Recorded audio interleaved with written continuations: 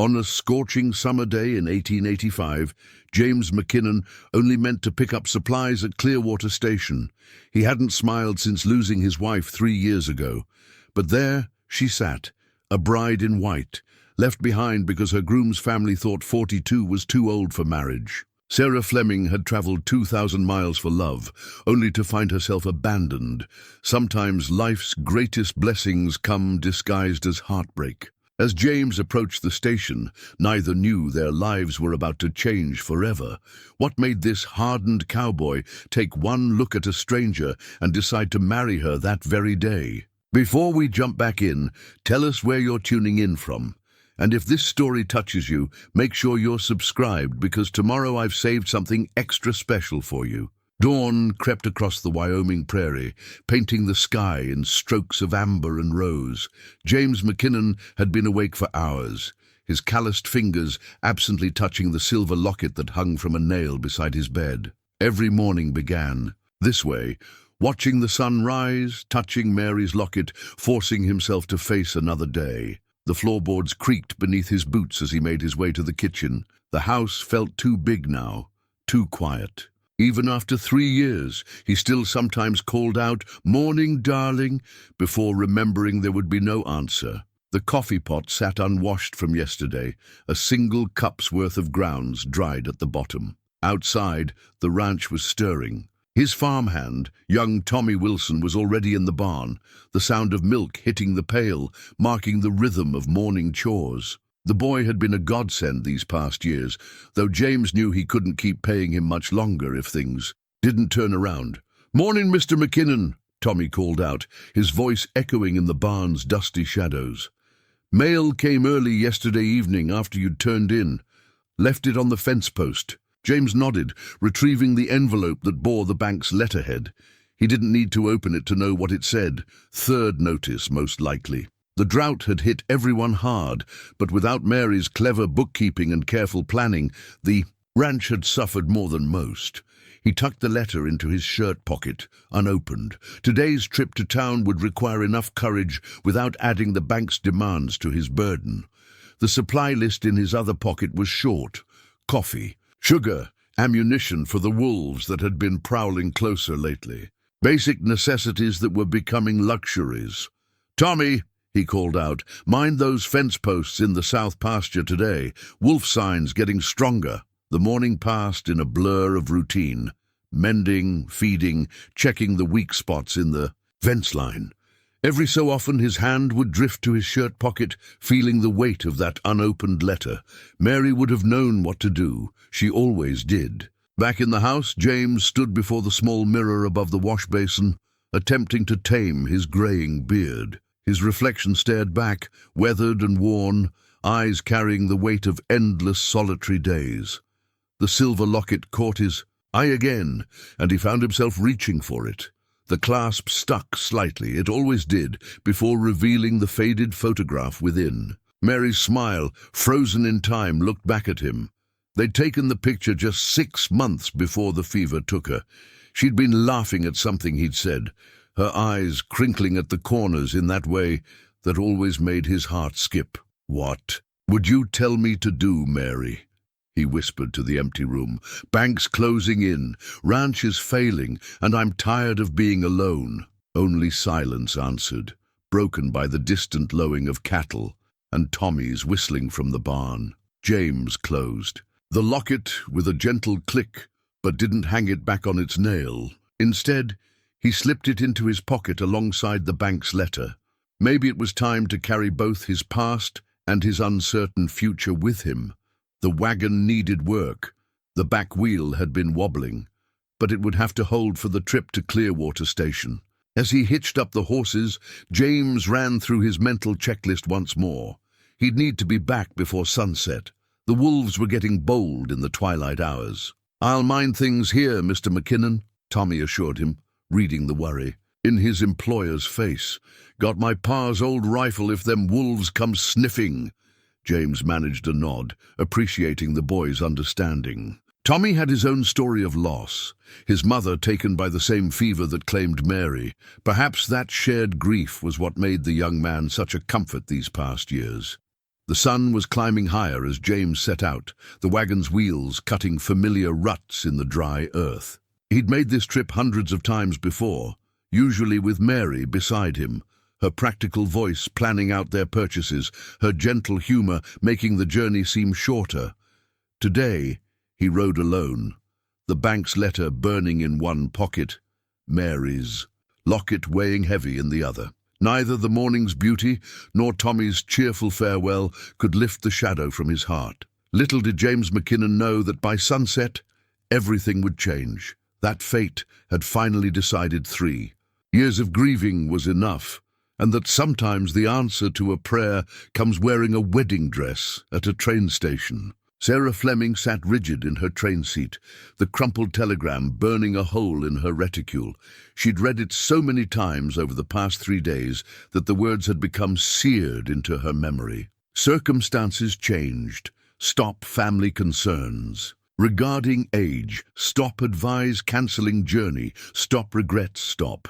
The countryside beyond the window blurred past, each mile taking her further from her Boston life and closer to what should have been her wedding day. She smoothed her traveling skirts, her best navy blue wool now wrinkled from days of sitting, and touched the simple cameo at her throat. At 42, she'd chosen it carefully, wanting to appear dignified rather than desperate. "More tea, miss."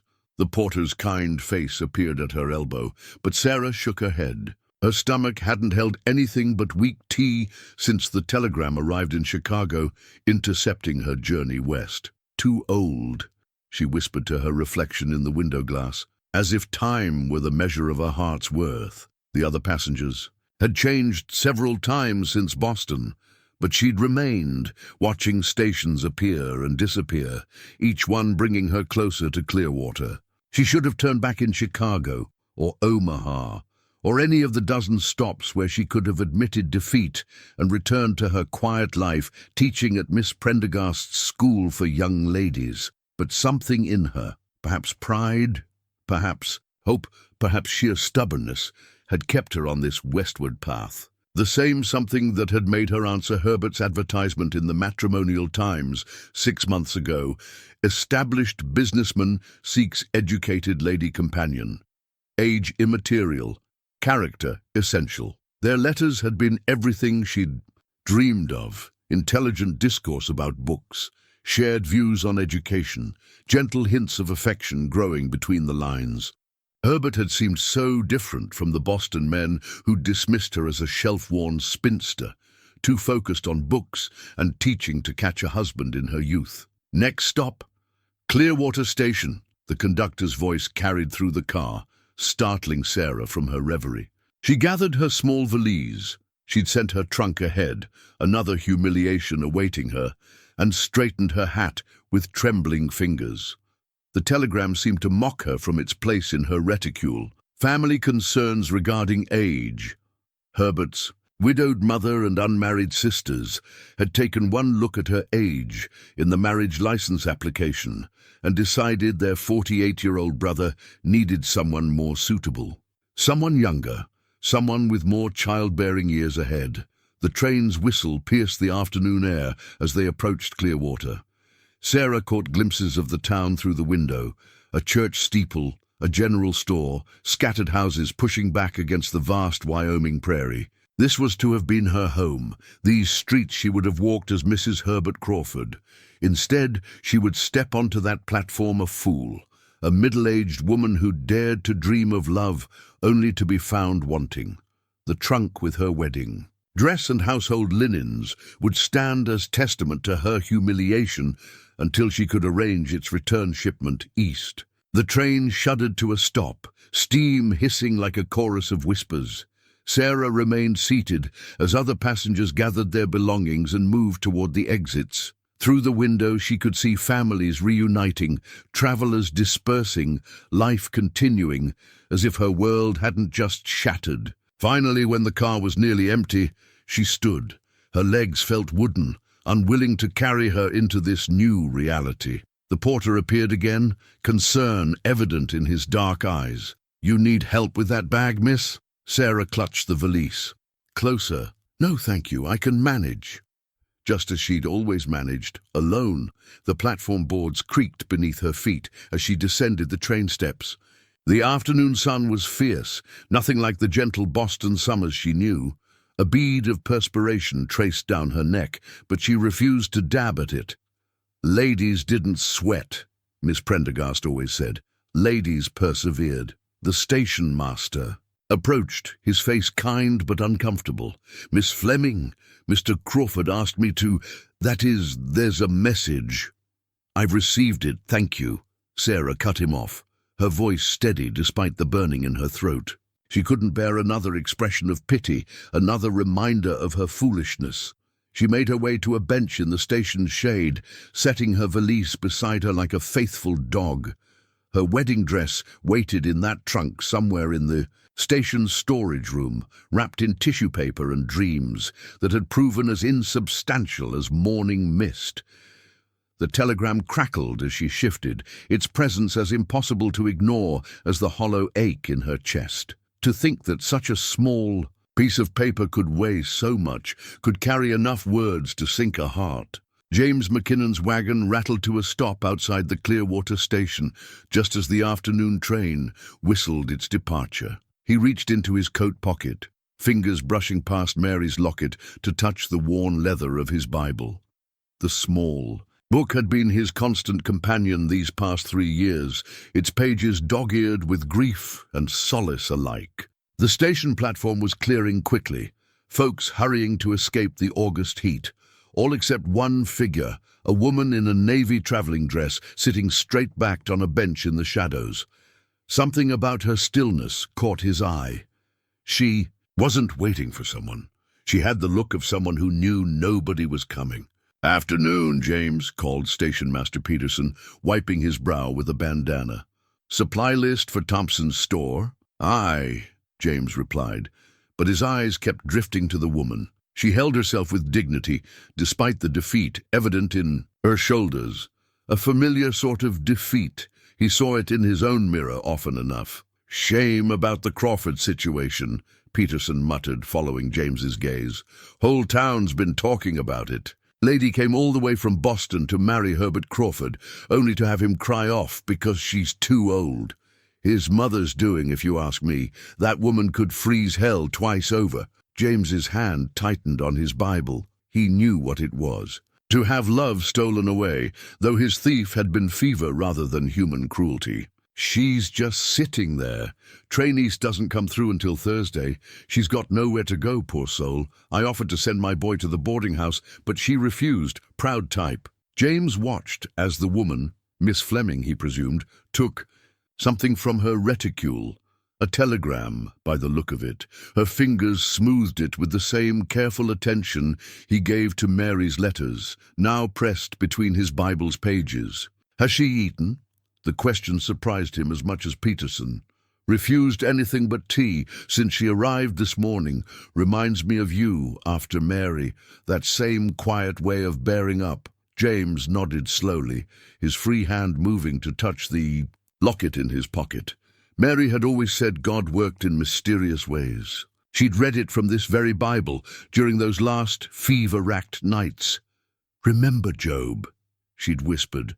After all his suffering, God gave him double for his troubles. He found himself walking toward the bench before he'd made any conscious decision. His boots on the wooden planks must have alerted her. She looked up, revealing eyes the color of summer sage, reddened but dry. "Ma'am," he said, touching the brim of his hat, "James McKinnon. I wonder if you might help me with something." Those sage-green eyes widened slightly at his approach, but her voice was steady. "How might I be of assistance, Mr. McKinnon?" He pulled the Bible from his pocket, its leather smooth from years of handling. "There's a passage my late wife was fond of, about new beginnings. I've been trying to find it all morning, but my reading's not what it should be." It was a lie. He knew every word in that book by heart, but something in him needed to reach out to this woman who carried herself with such wounded grace. "I'm a teacher by profession," she said, a hint of warmth touching her voice. "I'd be happy to help you search." "Sarah Fleming," she added after a moment, offering her hand. He took it gently. noting the strength in her grip despite its delicacy. As she opened the Bible, several pressed flowers fell from between its pages, Mary's bookmarks. Miss Fleming caught them before they could blow away, handling them with instinctive care. "Indian paintbrush," she said softly. "We don't have these in Boston. My wife loved them. Said they were God's way of painting the prairie." James settled beside her on the bench, careful to leave proper space between them. "She pressed one for every spring we had together." Miss Fleming's fingers trembled slightly as she returned. "The flowers to their resting place. How long has she been gone?" 3 years this October, fever." "I'm sorry," she said, and he could hear she meant it. Not the hollow sympathy of townsfolk who'd never known real loss, but the understanding of someone who knew how grief could hollow out a heart. They sat in comfortable silence for a moment, the Bible open between them. Around them, the station's usual afternoon bustle continued, but somehow their bench seemed to exist in a world apart. "My mother always said God saves his greatest surprises for those who think their story's already written," Miss Fleming said finally, her voice barely above a whisper. "I'm beginning to wonder if perhaps she was right." The station clock ticked steadily above them, its hands marking 3 o'clock.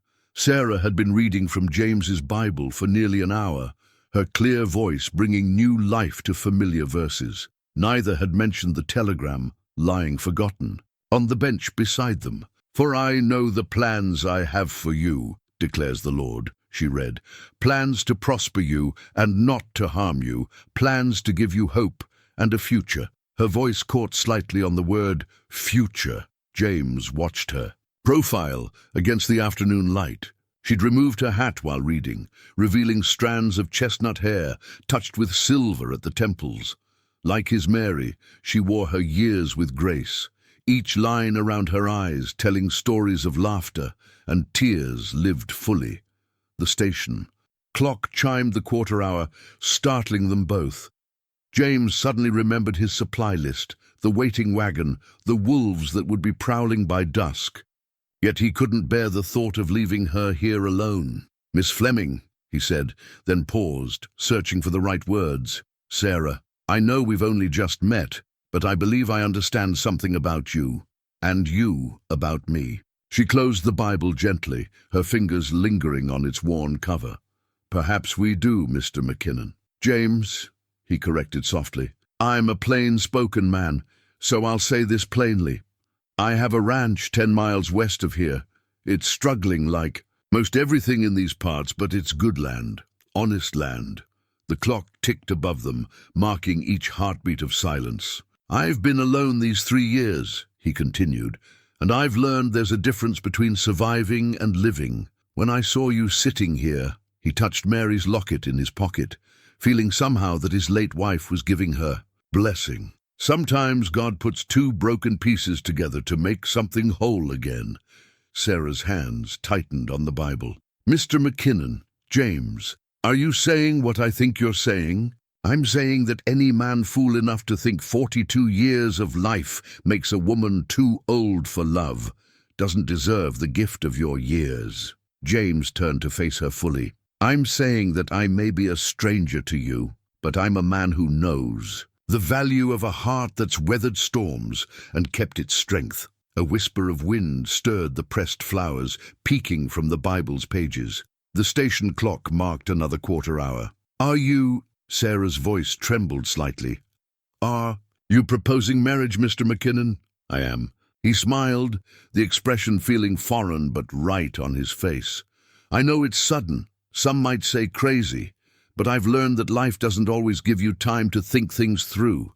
Sometimes you have to trust your heart's wisdom." Sarah looked down at the telegram beside her, then back at James. "I don't want charity, sir, or rescue. No more than I want a replacement for what I've lost," he replied honestly. "I'm offering partnership, understanding, a chance for both of us to begin again." The station master had stopped pretending not to listen, his usual sweeping forgotten as he stood frozen with his broom. A few townspeople lingered on the platform, drawn by the unusual scene unfolding. "Your ranch," Sarah said carefully. "You mentioned it's struggling?"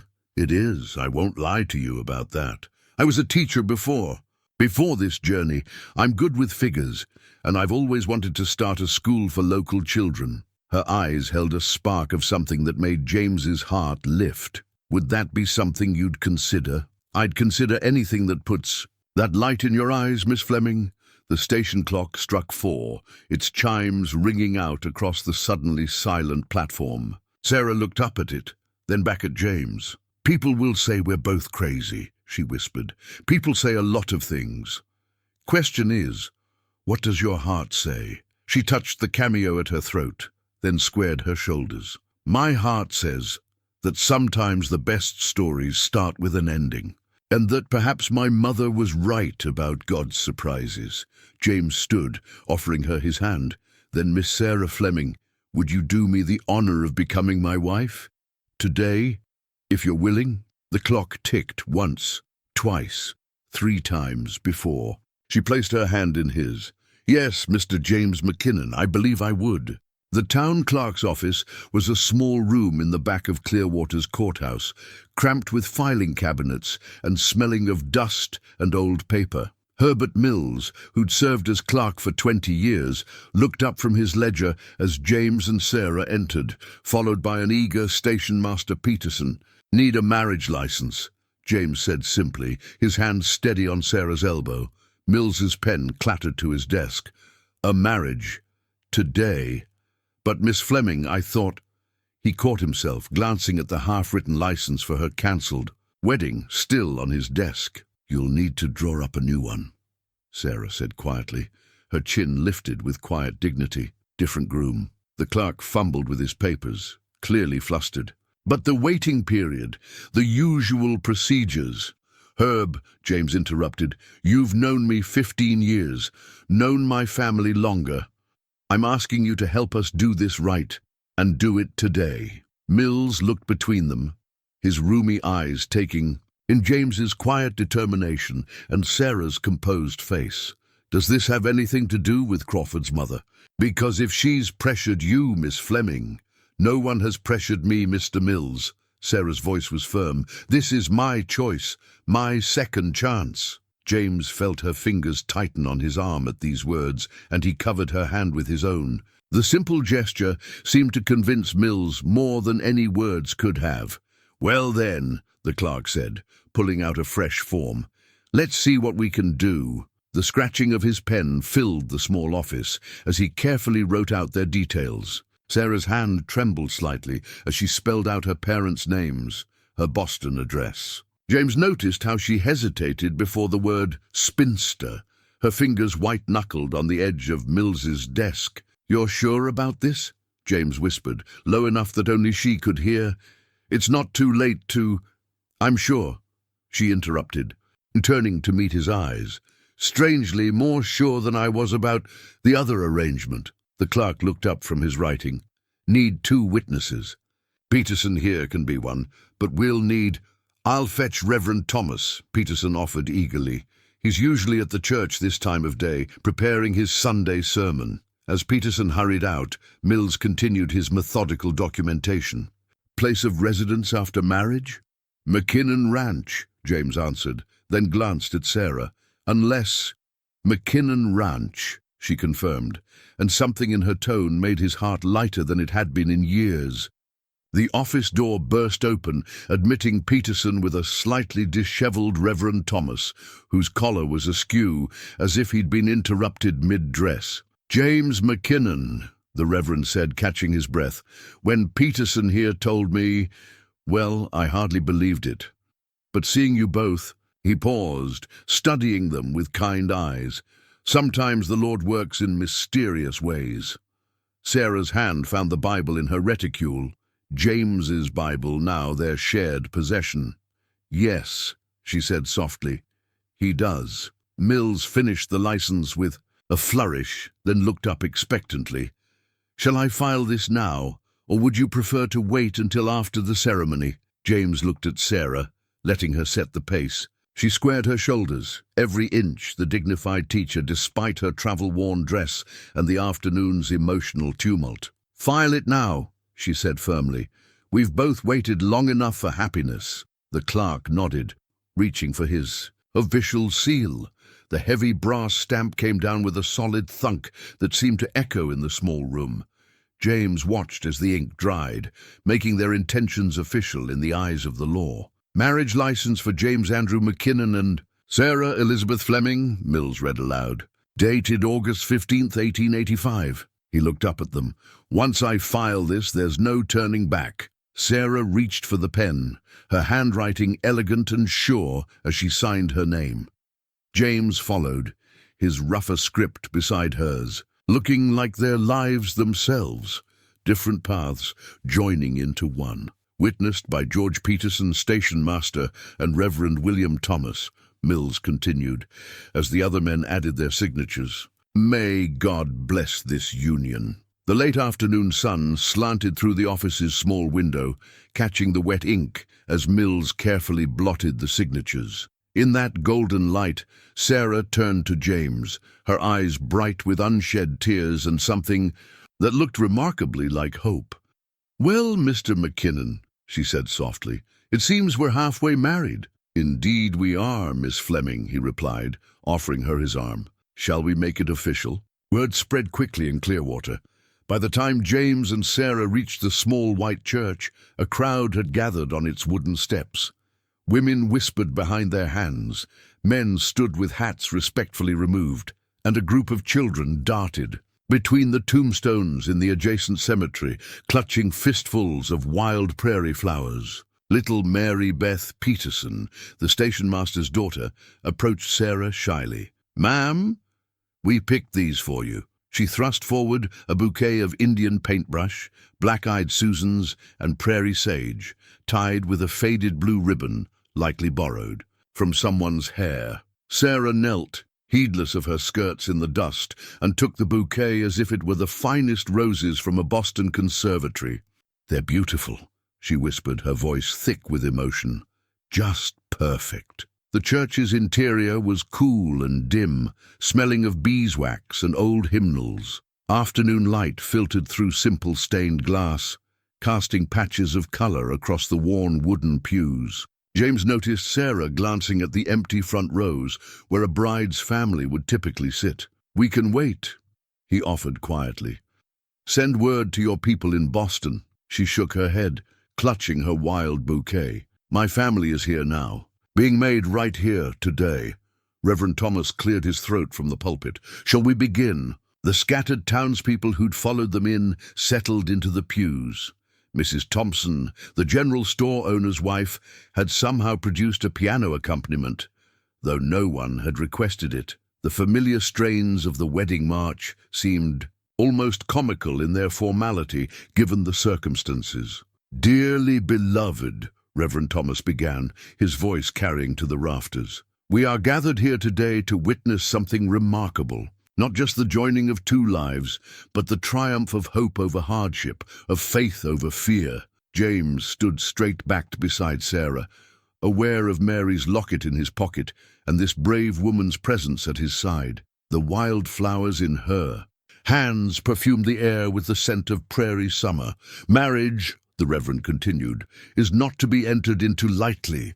Some might say these two have done just that, choosing to join their lives after mere hours of acquaintance. But I say to you, there are moments when God's hand moves so clearly that questioning his timing becomes an act of doubt rather than wisdom. Sarah's fingers trembled slightly around the bouquet's stems. James reached over and steadied them with his own weathered hand. James McKinnon, Reverend Thomas said, do you take this woman to be your lawfully wedded wife?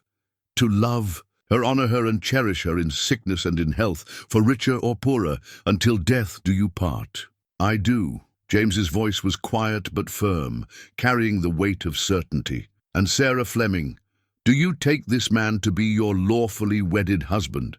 To love him, honor him, and cherish him in sickness and in health, for richer or poorer, until death do you part? Sarah lifted her chin, her voice clear and strong.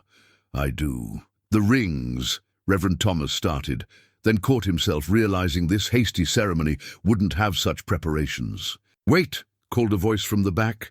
Mrs. Thompson hurried forward, pulling something from her finger. "My mother's ring. She'd want it used for love." She pressed a simple gold band into Sarah's hand.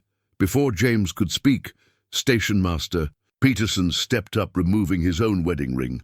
"Martha's been gone 5 years," he said gruffly. "She'd box my ears if I didn't offer it." The borrowed rings were warm from their previous owner's hands as James and Sarah exchanged them, each one carrying its own history of love and loss into this new beginning. "By the power vested in me," Reverend Thomas pronounced, his voice thick, "with emotion, I now pronounce you husband and wife. What God has joined together, let no man put asunder." A shaft of late afternoon sun broke through the clouds, sending rainbow light through the stained glass to dance across Sarah's face as James leaned in to kiss his bride. Her lips tasted of tea and tears and promise. The small congregation burst into applause, and Mrs. Thompson struck up a joyful hymn on the piano. The children who'd gathered the wildflowers scattered petals from their remaining blooms, and the bouquet in Sarah's hands seemed to glow with all the colors of the prairie summer. As they turned to face their impromptu wedding guests, James heard Sarah whisper, so quietly he might have imagined it, "Thank you, Lord, for unanswered prayers that lead us to answered ones." The wagon wheel hit a rut in the road, sending a jolt through the wooden seat. Sarah instinctively grabbed the side panel, her wildflower bouquet still clutched in her other hand. James steadied her with a gentle touch to her elbow. "Sorry about that," he said. "Road gets rough after the creek crossing. Been meaning to fill these holes," but he trailed off, suddenly aware of how many things he needed to explain, to apologize for. "No need for sorry," Sarah replied, adjusting her skirts. "I may be from Boston, but I'm not made of china." Her smile took any sting from the words. The late afternoon sun painted the prairie gold, casting long shadows across the rutted road.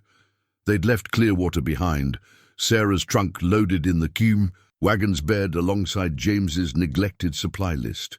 The steady creaking of the wheel marked time like a metronome, accompanying the horse's hoofbeats. "Tell me about the ranch," Sarah said, breaking a comfortable silence. "I should know what I'm riding into, shouldn't I?" James appreciated her directness. 200 acres, most of it grassland. Good for cattle when the rains come. House needs work. Was building it room by room with Mary before. He cleared his throat. Got about 30 head of cattle, 2 working horses besides these, and a few chickens.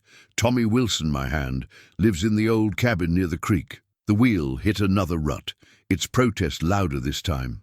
Sarah nodded thoughtfully. "And the finances? Banks getting impatient. Droughts hit everyone hard, but..."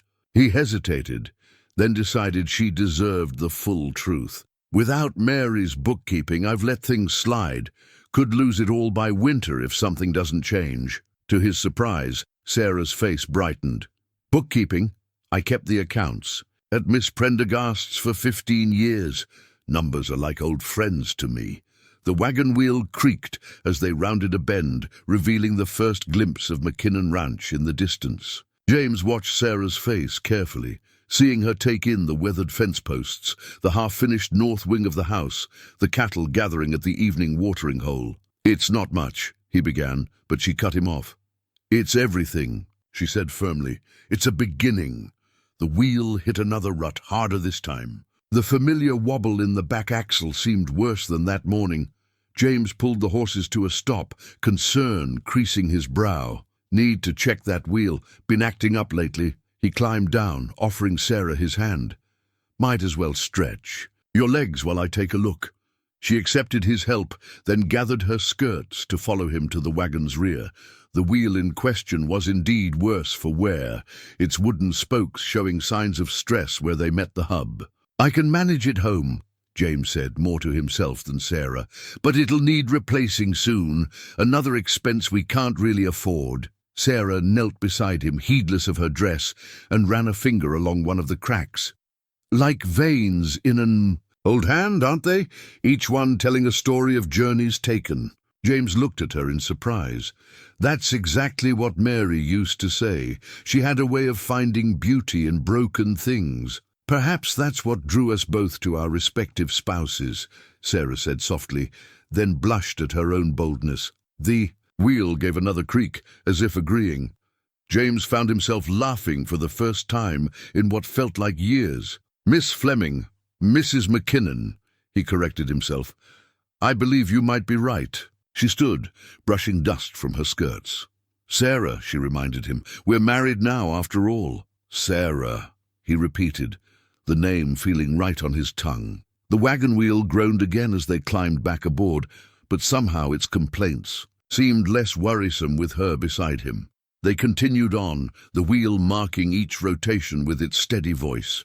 Sarah's bouquet had begun to wilt in the late afternoon heat, but she held it proudly, like a badge of honor. The prairie stretched out before them, painted in shades of gold and purple by the approaching sunset. Will Tommy be surprised, Sarah asked suddenly, to find his employer married? James chuckled.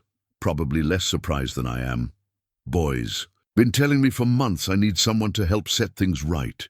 He glanced at her, though I doubt even he imagined it happening quite like this. The wheel's rhythm provided a backbeat to their quiet laughter, its creaking a strange music that seemed to say, here is a story beginning, here is a journey starting, here are two lives turning together like wooden spokes around a common center, growing stronger for the sharing of the load. The kitchen was the heart of any home, Sarah had always believed. Standing in the McKinnon Ranch kitchen, as dusk gathered outside, she took in every detail. The wood-burning stove with its temperamental damper, shelves lined with dusty mason, jars, and hanging prominently near the stove, a cast-iron skillet that had clearly seen better days. Mary's pride, James said softly, following her gaze to the skillet. Brought it all the way from Pennsylvania when we married. Said no proper kitchen was complete without one. Sarah approached the skillet, running a finger along its surface. It needs seasoning, she observed, but it's a fine piece. Haven't used it since. James cleared his throat. Been taking meals with Tommy mostly, or making do. The kitchen windows reflected their uncertain movements as they navigated this new space together. Sarah had removed her hat and gloves, but still wore her traveling dress, now creased and dusty from the wagon ride. James stood awkwardly by the door, as if unsure of his place in what had suddenly become a shared domain. Mr. McKinnon, James, Sarah corrected herself, would you object if I tried to make us some supper? The relief on his face was evident. Object? I'd be grateful. Though I should warn you, supplies are basic. Sarah was already rolling up her sleeves, examining the pantry with a teacher's careful scrutiny. Flour, salt, a bit of lard, eggs from your chickens? At his nod, she continued, and is that a ham hanging in the back? Tommy's mother sends one over sometimes. Says she can't bear to think of me starving. Smart woman, Sarah murmured. Reaching for the skillet, would you mind building up the stove fire? And perhaps you could show me where you keep the well bucket. The simple requests seemed to ease James's tension, giving him purpose. As he moved to the stove, Sarah took the heavy skillet to the wash basin, beginning the process of restoring its surface. The rhythmic scrubbing filled the growing darkness with a homey sound. Found some potatoes in the root cellar, Tommy's voice called from the back door, making them both start. The young man stopped short at the sight of Sarah in the kitchen, his eyes widening. Mr. McKinnon, is this Tommy Wilson? James said formally. Meet Mrs. Sarah McKinnon. The boy's mouth fell open, then split into a wide grin. Well, I'll be. When you rode into town this morning, I never thought... He caught himself, touching his cap respectfully. Welcome, Ma'am. We're right pleased to have you. Sarah smiled, warming to his earnest greeting. Thank you, Tommy. Would you join us for supper? I'm attempting to revive this lovely skillet with some ham and potatoes. Oh, no, ma'am. I couldn't impose on your first... Nonsense, she interrupted firmly. From what I understand, you've been keeping this man fed for 3 years. The least I can do is return the favor. The kitchen gradually filled with warmth as the stove fire built and Sarah worked her magic with the skillet. James and Tommy brought in fresh water, blackened the stove, and set the rough wooden table with the ranch's mismatched plates. The ham sizzled in the newly seasoned skillet, its aroma mixing with the smell of frying potatoes and the cornbread Sarah had somehow conjured from the meager pantry supplies. The familiar sounds and scents seemed to ease the strangeness between them all. Mary loved cooking too, Tommy ventured during a quiet moment. Used to say a meal shared was a blessing doubled. James stiffened slightly, but Sarah's hand found his arm. She sounds like a wise woman. I hope... She paused, choosing her words carefully. I hope you'll tell me more about her when you're ready. She's part of this home story, after all. The skillet popped and sizzled, drawing their attention back to the present moment. Sarah deftly turned the potatoes, their edges crisping to golden brown. First meal in a new home, she said softly, more to herself than the others. My mother would say it sets the tone for all that follows. James moved to stand beside her at the stove, close enough that their shoulders nearly touched. And what tone would you say this one's setting? Sarah looked at the restored skillet, at Tommy setting the table with careful precision, at the warm light spilling from the kitchen windows into the gathering night. Hope, she said finally, and perhaps a bit of magic. Dawn painted the eastern sky in whispers of pink when Sarah discovered the morning glories. They climbed the weathered porch posts, their violet-blue flowers just beginning to open in the early light. She stood in her nightgown and shawl, watching as each bloom unfurled like a tiny miracle. Mary planted those, James's voice came softly from behind her, said every home needed something that opened to greet the sun. Sarah turned to find him already dressed for ranch work, but lingering in the doorway. They're beautiful, she said, like little pieces of sky caught in vine. Never thought of them that way. He stepped onto the porch, careful to maintain a proper distance. Their wedding night had been spent in separate rooms, him in the barn loft, giving her privacy to settle into the house.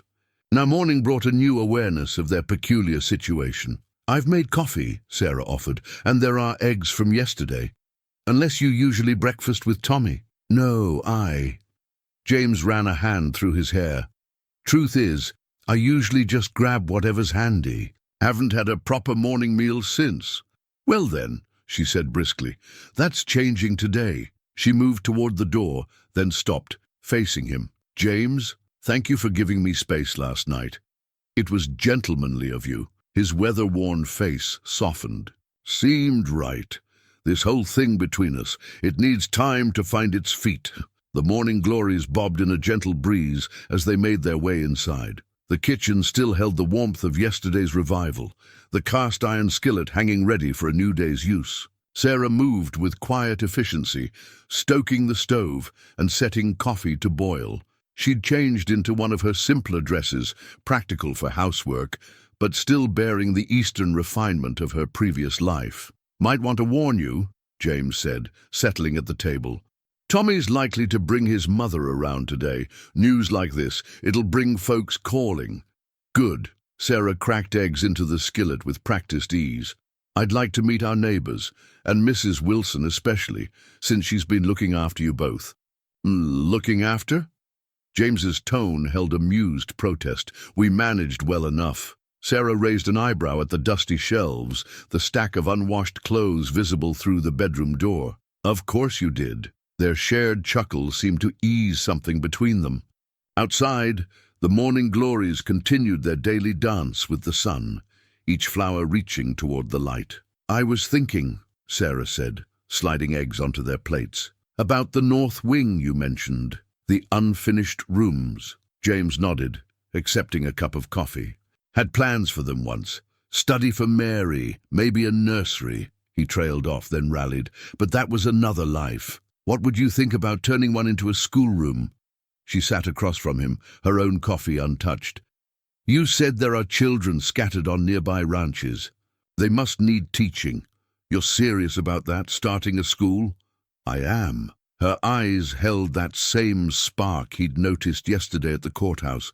It could bring in some income, help with the bank, and every child deserves an education, even out here. James studied her over his coffee cup. The morning light through the window caught the silver threads in her hair, making them shine like the dew on the morning glories outside. "You've got it all figured out already, haven't you?" "Hardly," she smiled. "But I've learned that sometimes the best plans grow like those vines out there, reaching for light, one bloom at a time." They finished breakfast in comfortable silence, the rhythms of ranch morning drifting in through open windows. Cattle lowed in distant pastures, chickens clucked in the yard, and Tommy's whistling could be heard from the barn. "Well," James said finally, standing to face the day's work, "I'd say this beats grabbing whatever's handy." Sarah began gathering dishes, her movements sure and purposeful. "Tomorrow I'll make biscuits, and perhaps we can clear one of those north rooms." He paused at the door, watching her. She'd taken down her hair to sleep and hadn't yet fully pinned it up. The loose strands caught the morning light like the silken threads of the morning glory vines. "Sarah," she turned, hands deep in dishwater. "Yes? I'm glad you didn't turn back at Chicago, or Omaha, or any of those other stations." Her smile bloomed slow and sure, like the flowers greeting the sun. "So am I, James McKinnon. So am I." 3 days after their impromptu wedding, the McKinnons' wagon rolled into Clearwater for supplies. Sarah sat straight-backed beside James, wearing her second-best dress and a quiet determination. The general store's ledger would record their first purchases as a married couple, a moment both mundane and momentous. "Ready?" James asked as he helped her down from the wagon. "As I'll ever be," Sarah replied, brushing dust from her skirts. Already she could see curtains twitching in shop windows, curious faces turning their way. The bell above Thompson's General store announced their entrance. Mrs. Thompson looked up from her position behind the counter, where she was recording entries in the store's massive ledger. "Well," she said warmly, "if it isn't our newest bride, and wearing Martha Peterson's ring proud as you please." Sarah touched the borrowed wedding band, which she'd polished to a soft shine. "I hope to do it justice, Mrs. Thompson." "Emma, please." "And you already have, dear. Herbert Crawford's mother has been in here 3 times, sour as spoiled milk, watching that train schedule. Serves her right, if you ask me." James cleared his throat. "We've come for supplies, Emma. Sarah's looking to set up proper housekeeping." Mrs. Thompson brightened, pulling the ledger forward. "Then let's start a new page for the McKinnon household. What do you need, dear?" Sarah produced a carefully written list. "Fabric for curtains, if you have any. Sugar, coffee, lamp oil, thread. For mending." She hesitated, then added, "And perhaps some primer books, if you stock them." "Primers?" Emma's eyebrows rose. "Planning to start that school already, are you?" "Word travels fast," James commented dryly. "Faster than summer lightning in this town." Emma began noting items in her ledger. "And a good thing, too. The Wilsons' youngest could use some schooling.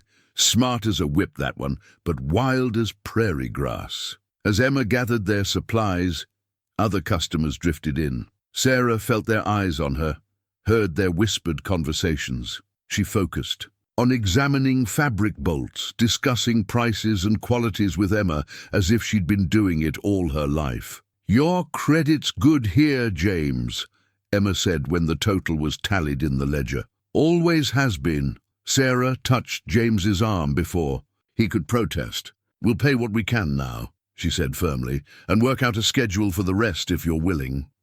Emma's respect visibly grew. "Just like Mary," she said softly. "She always kept the cleanest books in town." She turned the ledger toward Sarah.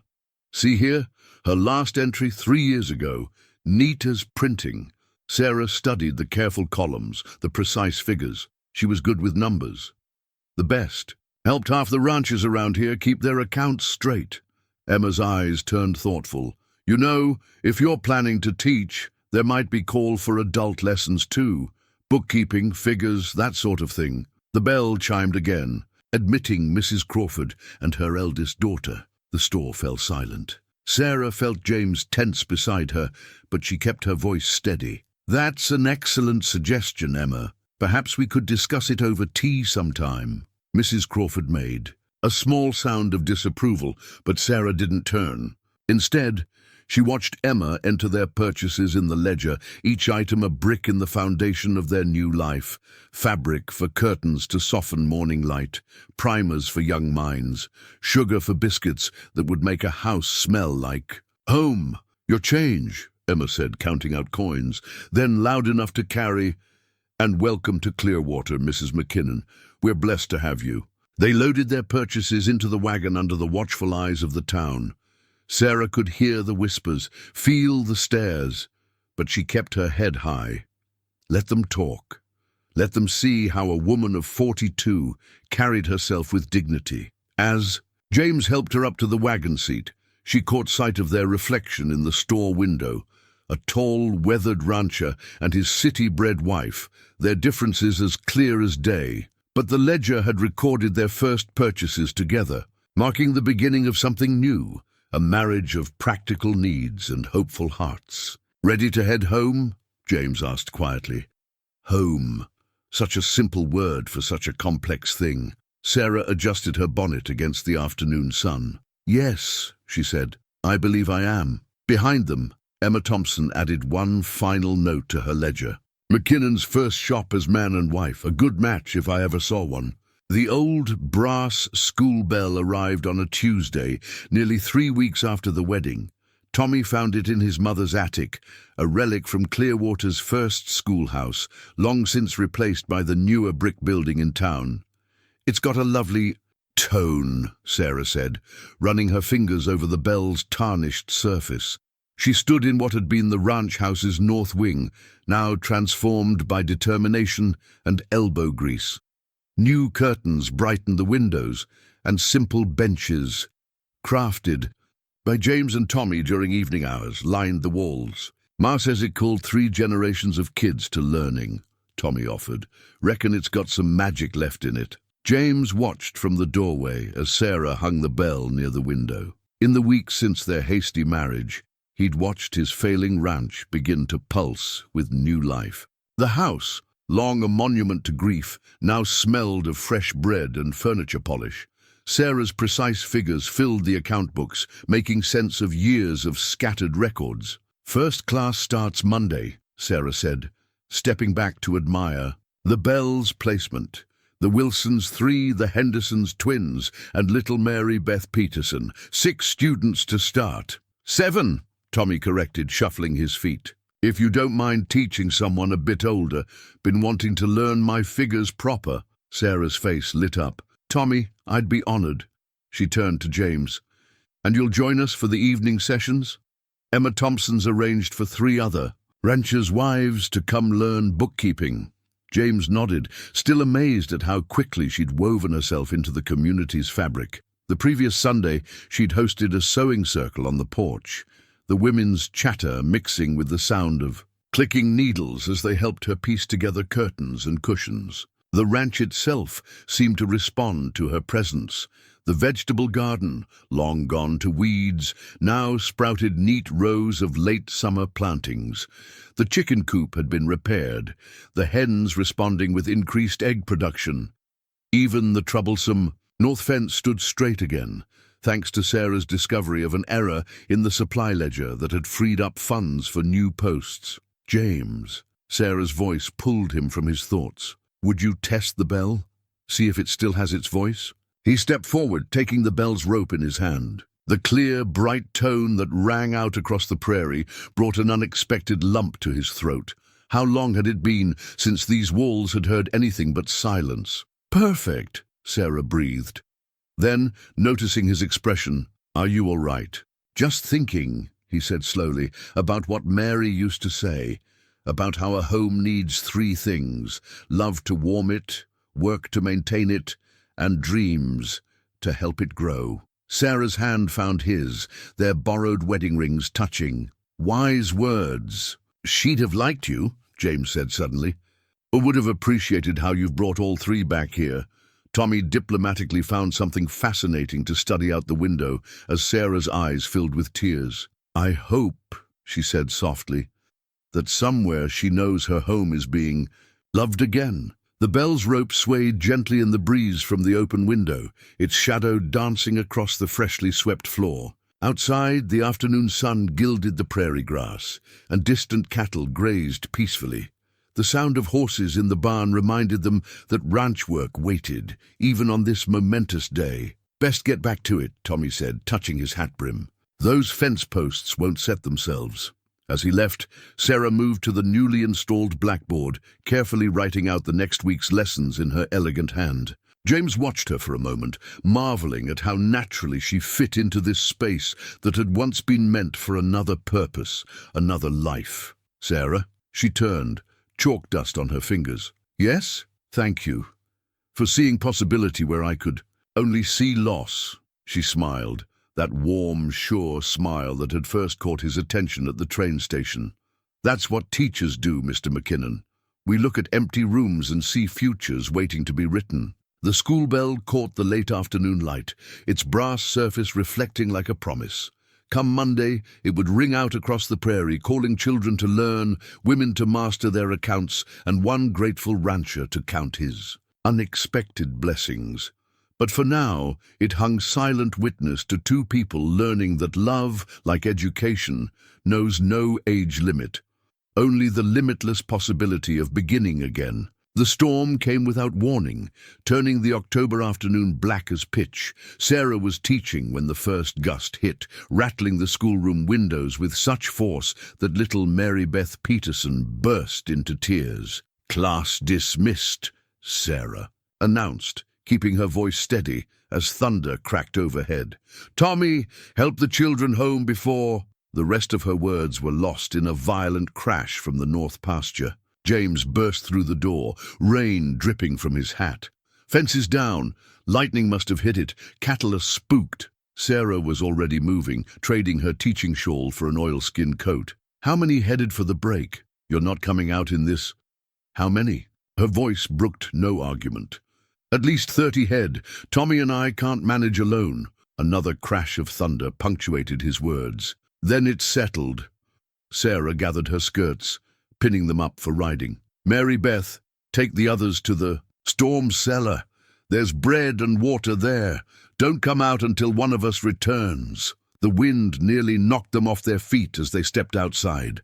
Rain fell in stinging sheets, and lightning turned the sky into day for brilliant, terrifying moments. Sarah could see the broken fence post through the deluge, split and smoking, where lightning had struck. Beyond it, panicked cattle were already streaming through the gap. "Take the south side!" James shouted over the storm's roar. "Tommy and—" "I will try to turn them at the creek." Sarah swung onto the mare James had been training her to ride, her heart pounding but her hands steady on the reins. 3 weeks of riding lessons hadn't prepared her for this, but necessity was forcing confidence. The cattle were dark shapes in the rain, their eyes rolling white with fear. Sarah urged her horse forward, using her voice as she'd seen James. "Here, turn back now, you foolish things." Lightning revealed Tommy ahead, his horse struggling against the wind as he tried to head off the lead steer. The broken fence post stood like an accusing finger against the sky, marking where their barrier against chaos had failed. A younger cow broke from the herd, heading straight for a steep ravine.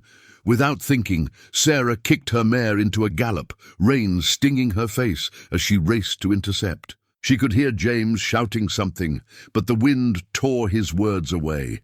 The mare seemed to understand their purpose, responding to Sarah's slightest guidance.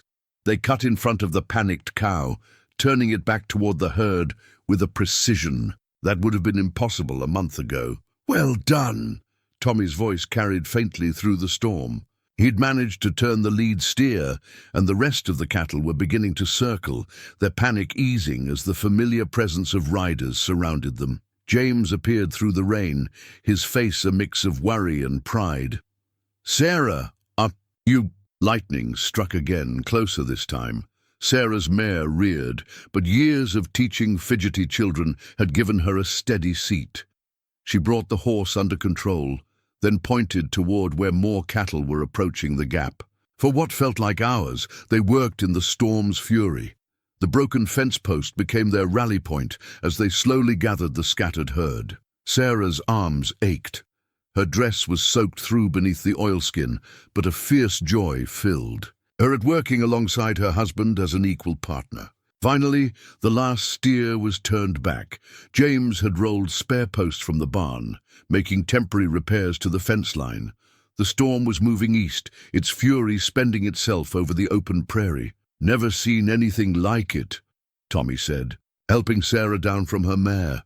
"Where you turn that heifer, Mrs. McKinnon, like you've been riding all your life." "Books aren't the only things that can teach us," Sarah replied, legs trembling now that the crisis had passed. "Sometimes life demands we learn new skills quickly." James was examining the broken fence post, his face troubled. "Could have lost half the herd if you hadn't been here, but I was." Sarah moved to stand beside him, both of them leaning against each other's strength.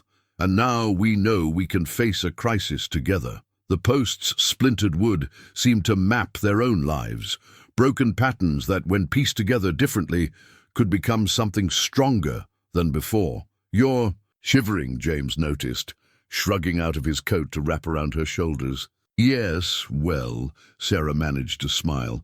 "I don't recall this being covered in my teaching credentials." His laugh was rough with relief and something deeper. "Sarah McKinnon, you're a wonder. Don't think I've ever seen a city woman take to ranch life like you have." "Perhaps," she said softly.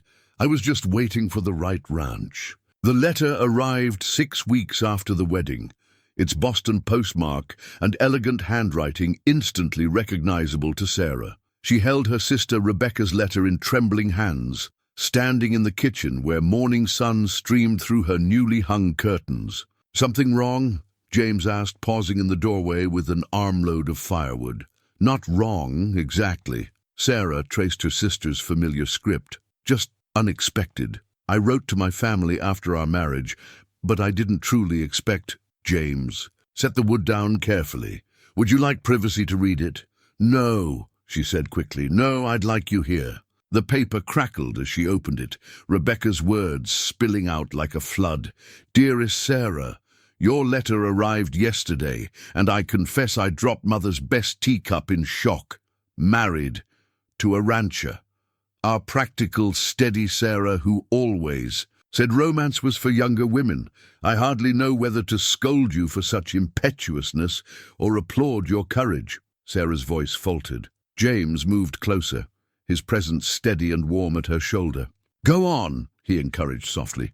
"Mother, of course, is scandalized, but then when isn't she? Father said nothing at first, just sat in his study for a long while. Then he emerged and announced that any man who could recognize your worth at a glance must be worth knowing." Tears pricked at Sarah's eyes. James's hand found hers, their borrowed wedding rings touching. "I've enclosed something," Rebecca's letter continued. "Found it in that trunk of grandmother's things. It's not much, but perhaps it will help make your new house feel more like home." A small daguerreotype slipped from the envelope. There, grandmother on her own wedding day, proud in her 43rd year, standing beside the grandfather who'd loved her until his dying day. "She married late too," Sarah whispered. "I'd almost forgotten. Mother never approved, but they were so happy together." James studied the image. "You have her smile, that same look of knowing your own mind." Sarah leaned into his shoulder, letting his strength support her as she read on. Rebecca's words painted their Boston life in vivid detail. Mother's garden club dramas, father's latest academic pursuits, the family cat's ongoing war with the baker's dog. "They're still there," Sarah said wonderingly. "All my old life just continuing on. Yet it feels like a story about someone else now." "Do you regret it?" James asked quietly. "Trading brick walls for prairie winds." Sarah looked around their kitchen, at the herbs drying from the rafters, the students' drawings tacked by the window, the comfortable clutter of a life being built together. "No," she said firmly, "but I'm glad to know I haven't lost them entirely. Rebecca says she might visit in the spring if we're willing." "Of course we are." James's voice was warm, "though we should warn her about Tommy's singing. Wouldn't want to frighten her back east." Sarah laughed, then grew thoughtful. James, would you tell me more about your family, about Mary's? It feels right, somehow, today. He was quiet for a long moment, then reached for Mary's locket, which now sat in a place of honor on the mantel. Mary had a sister too. Caroline lives in Pennsylvania with 4 boys and a husband who builds furniture. They spent the morning sharing stories, weaving their separate histories into a shared tapestry. Sarah learned about James's younger brother who died in childhood, about Mary's father who taught her to love horses, about the aunt who gave them the cast-iron skillet as a wedding gift.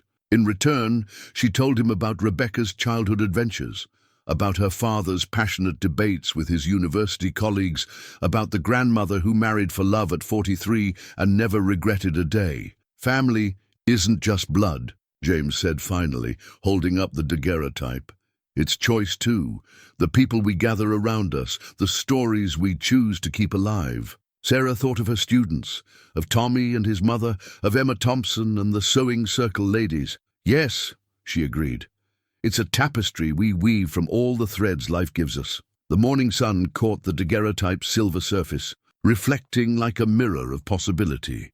In it, Sarah could see her grandmother's joy, her own present contentment, and the future stretching out before them, a future rich with both old memories and new stories waiting to be lived. The harvest moon hung low and golden over the prairie, casting long shadows across the McKinnon ranch. Sarah sat in her rocking chair by the fire, carefully stitching the final piece of their first quilt together. The pattern was her own design. Morning, glories and prairie grass woven together in a dance of east meets west. That's fine work, James said softly, pausing in his evening accounts to watch her hands move. The ledgers showed promise now. Sarah's bookkeeping classes had brought in enough extra income to ease their burden with the bank. It's our story, she replied, holding up the nearly finished quilt.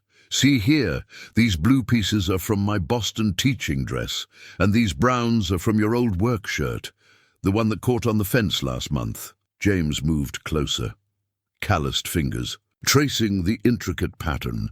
And this bright yellow, Mary Beth Peterson's hair ribbon. She insisted I use it, said it would bring sunshine to our dreams. Sarah smiled at the memory. The children have become quite proprietary about our home. Indeed, the ranch had transformed with the harvest season. The schoolroom now boasted 12 regular students, their lessons punctuated by the clear ring of the brass bell. The evening adult classes had grown too, with ranchers' wives trading recipes and life wisdom alongside their bookkeeping lessons. Tommy's mother sent word, James said, settling back at his desk.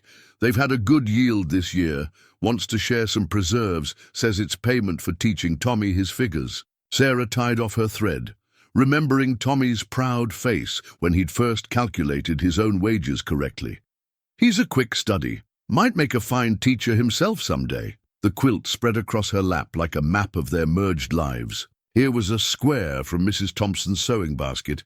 There a piece of the curtains Mary had hung years ago. Even the backing had its story.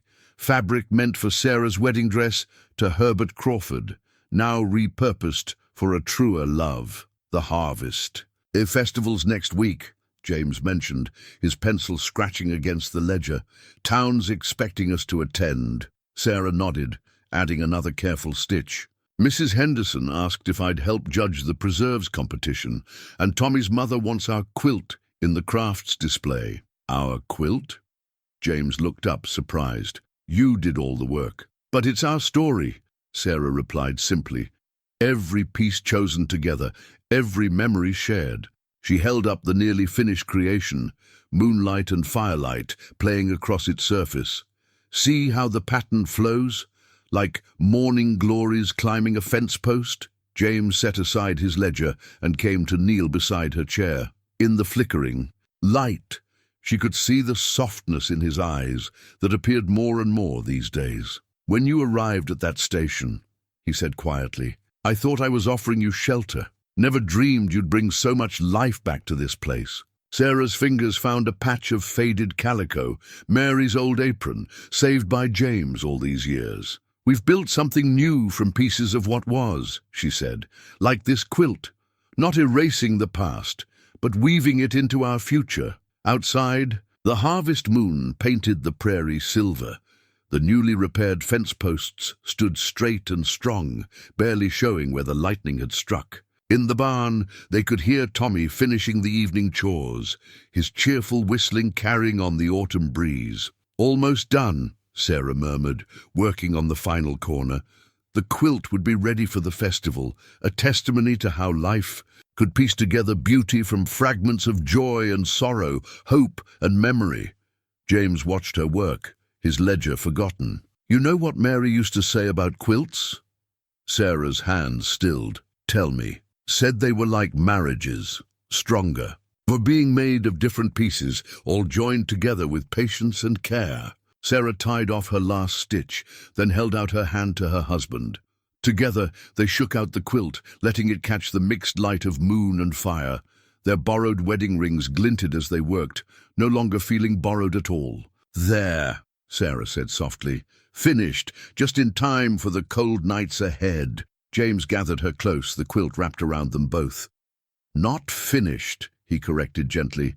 "Just another piece of our story, ready for the next chapter." December arrived with bitter winds and deep snows that transformed the prairie into a vast white sea. Inside the McKinnon ranch house, Sarah discovered James's secret project one evening while building up the fire, a half-carved chess set hidden behind his ledgers, each piece revealing itself from raw wood with patient skill. "It was meant to be a Christmas surprise," James admitted, finding her with the night in her hands, something to pass the long winter evenings. Sarah traced the horse's graceful lines.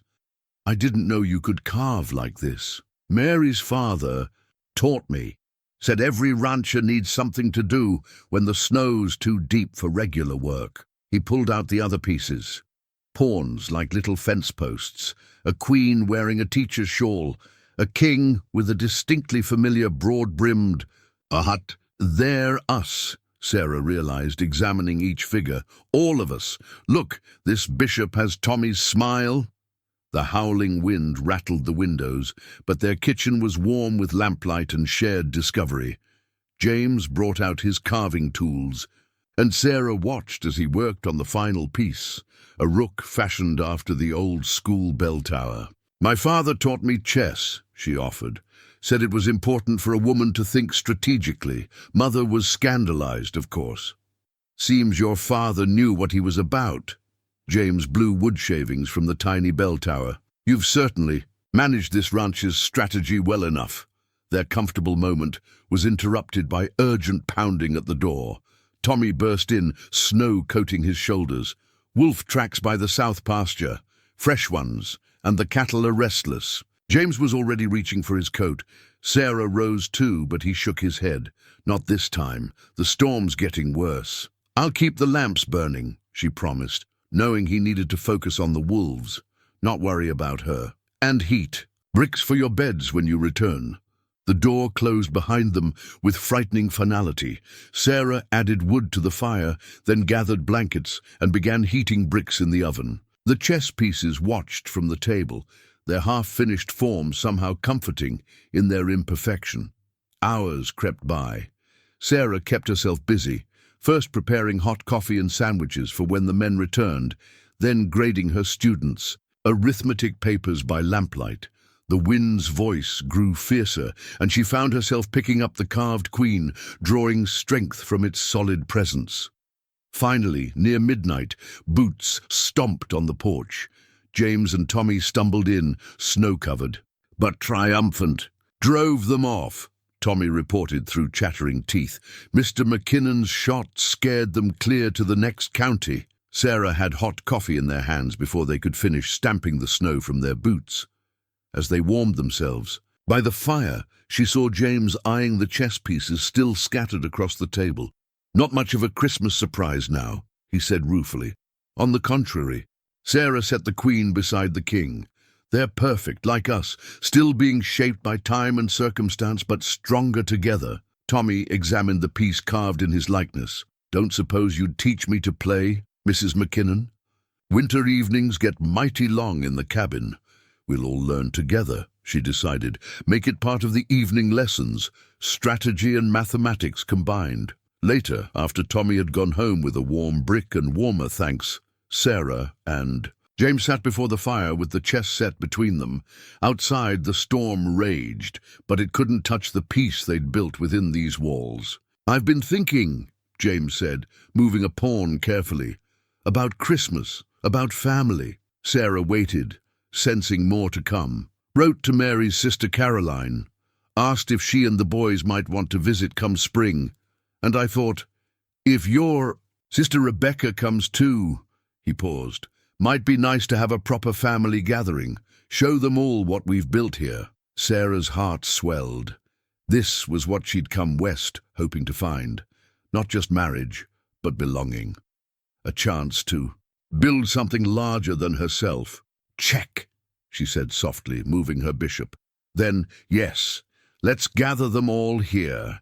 Show them how love can carve beauty from the raw materials life gives us." James studied the board, then smiled. "Like this chess set. Not quite finished, but already telling our story." "And what story is that?" He captured her bishop with his knight. "That sometimes the best moves in life aren't the ones we planned.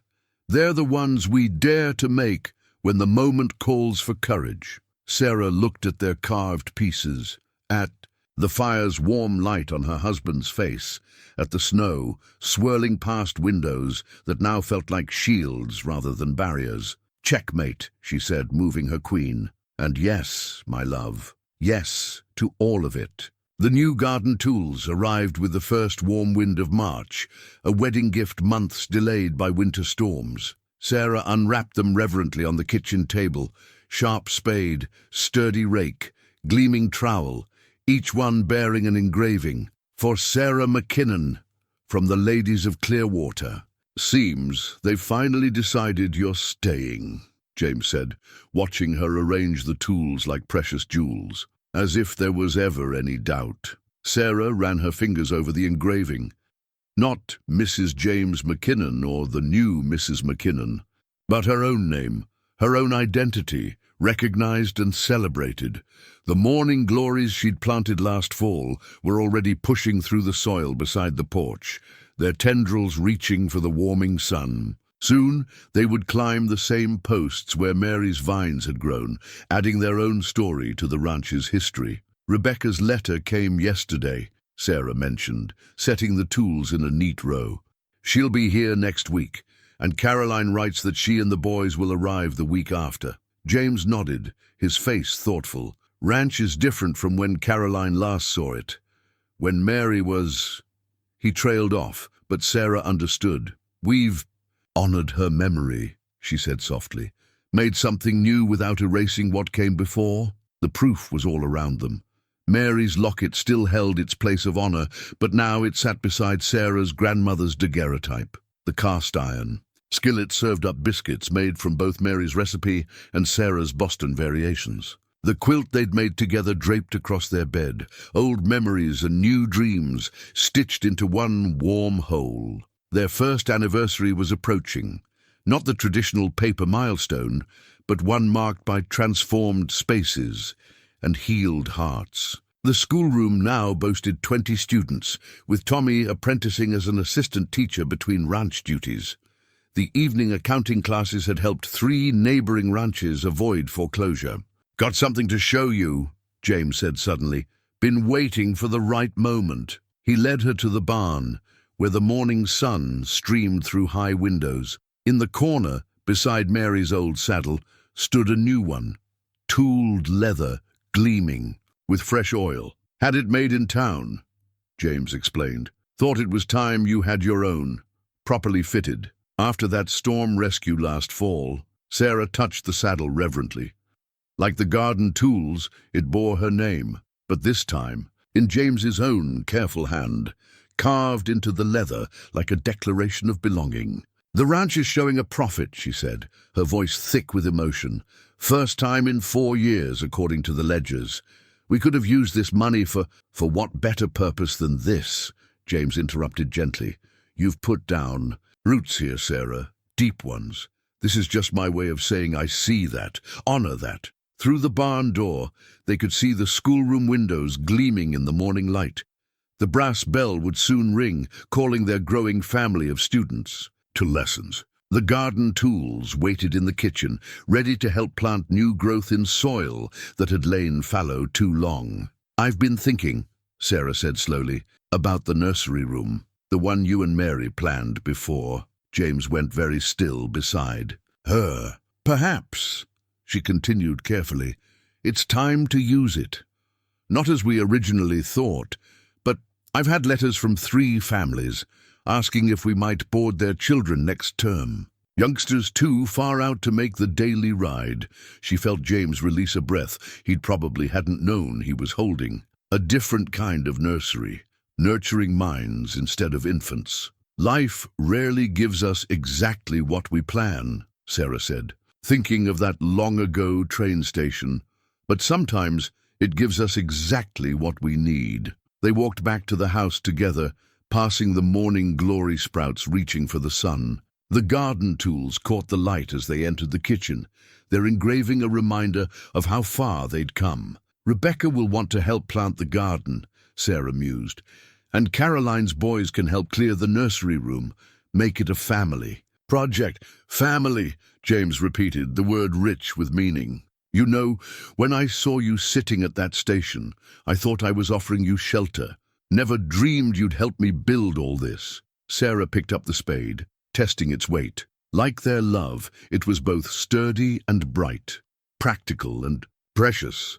"Perhaps that's the secret," she said, "not just building shelter, but growing something new together." 1 year to the day after their first meeting, James and Sarah McKinnon stood again at Clearwater Station. The August sun was just as fierce, the wooden bench still weathered, but everything else had changed. "Hard to believe it's been a year," Sarah said, touching the new gold band in her apron pocket. They'd chosen the rings together last week, simple circles engraved with morning glories, to replace the borrowed ones that had seen them through their first year. The station clock that had witnessed their hasty decision still ticked steadily overhead, but now the platform was filled with familiar faces. Tommy and his mother, their students and their families, Caroline's boys running circles around Rebecca, who had extended her visit indefinitely after falling in love with both teaching, and Tommy Wilson, all gathered to see us do properly what we did in such a rush, James mused, his own new ring warming in his pocket. Emma Thompson bustled forward with Sarah's original trunk, finally collected from storage. "Found something you might want," she said, pulling out Sarah's never-worn wedding dress. "Thought you might like to wear it today, since you never got the chance."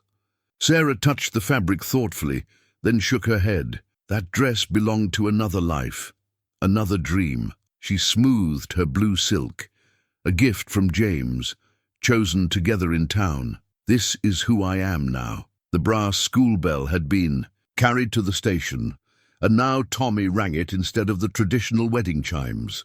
Students scattered flower petals, morning glories and prairie roses, as James and Sarah walked to where Reverend Thomas waited. "Dearly beloved," he began, just as he had a year ago, "we gather today not to join these two in marriage, for God and their own brave hearts did that last year.